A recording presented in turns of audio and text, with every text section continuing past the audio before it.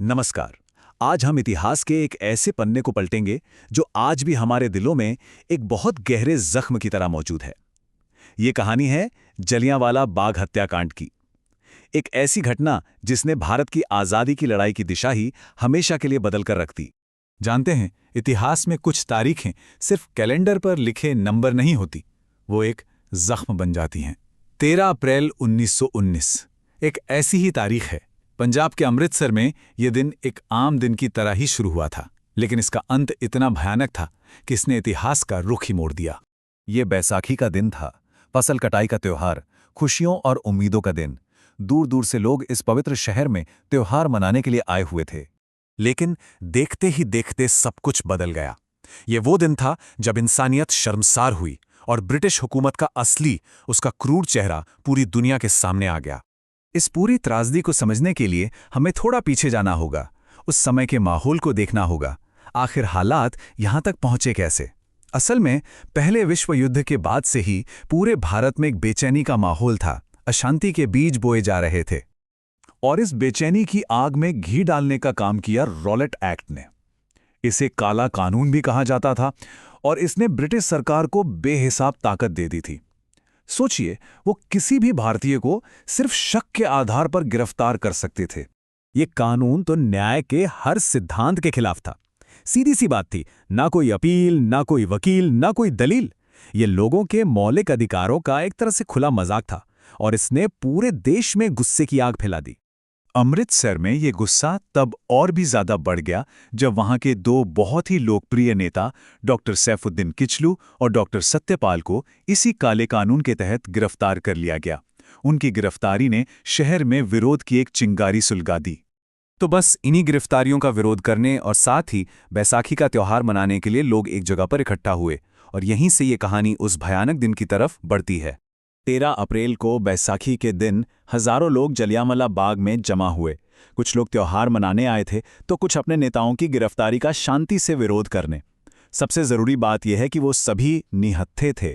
उनमें औरतें थीं, बच्चे थे और उन्हें आने वाले खतरे का कोई अंदाजा नहीं था।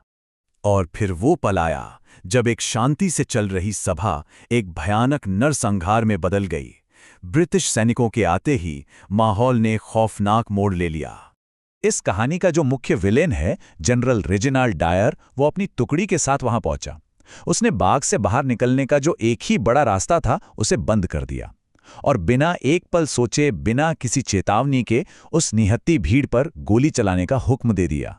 अगले 10 मिनट, सिर्फ 10 मिनट तक वहां बस गोलियों की आवाज थी और लोगों की चीख पुकार।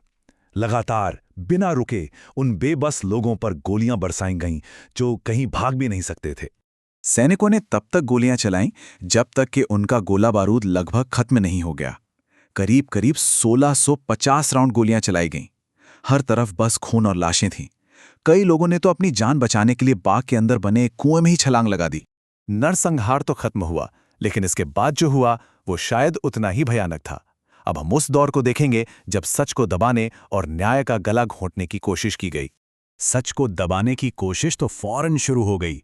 ब्रिटिश सरकार ने अपने रिकॉर्ड में कहा कि सिर्फ 379 लोग मारे गए, जबकि भारतीय अनुमानों के हिसाब से असली संख्या 1000 से भी कहीं ज्यादा थी। कितना बड़ा फर्क है, देखिए। हत्याकांड के बाद पूरे अमृतसर में मार्शल लॉ लगा दिया गया।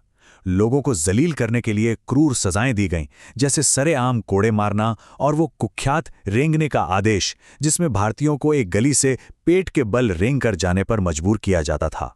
इस घटना की जांच के लिए नाम का एक कमीशन बनाया गया, हंटर कमीशन। पर यह सब एक दिखावा था।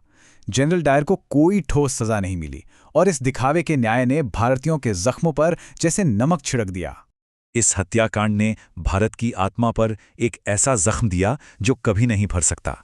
लेकिन इसी आग ने स्वतंत्रता संग्राम को एक नई और बहुत मजबूत शक्ति भी दी। इस त्रासदी का एक ऐसा नतीजा निकला जिसकी उम्मीद नहीं थी। इसने पूरे देश को एक साथ लाकर खड़ा कर दिया। ब्रिटिश राज के न्याय का जो भ्रम था वो हमेशा के लिए टूट गया। और इसी घटना के बाद महात्मा गांधी ने अपना पहला देशव्यापी असहयोग आंदोलन शुरू किया। अब आजादी की लड़ाई पहले से कई ज्यादा मजबूत हो चुकी थी। लेकिन इस अन्याय का बदला लिया गया दशकों बाद, उधम सिंह जो इस हत्याकांड के गवाह थे, उन्होंने 1940 में लंदन जाके माइकल ओडायर की हत्या कर दी, जो उस वक्त पंजाब का लेफ्टिनेंट गवर्नर था। ये दशकों तक न्याय के लिए जलती हुई आग का प्रतीक था। आज भी जलियांवाला बाग एक स्मारक है। अगर आप वहां जाएंगे तो दीवारों पर लगे गोलियों के निशान उस दिन की भयावहता की कहानी खुद कहते हैं और आज़ादी के लिए दिए गए बलिदान की याद दिलाते हैं। तो ये सब हमें एक बहुत ही ज़रूरी सवाल पर सोचने के लिए मजबूर करता है ना? कि इतिहास की ये जो गूंज है वो हमारे आज और हमारे आने वाले कल को आखिर किस तरह से बनाती है।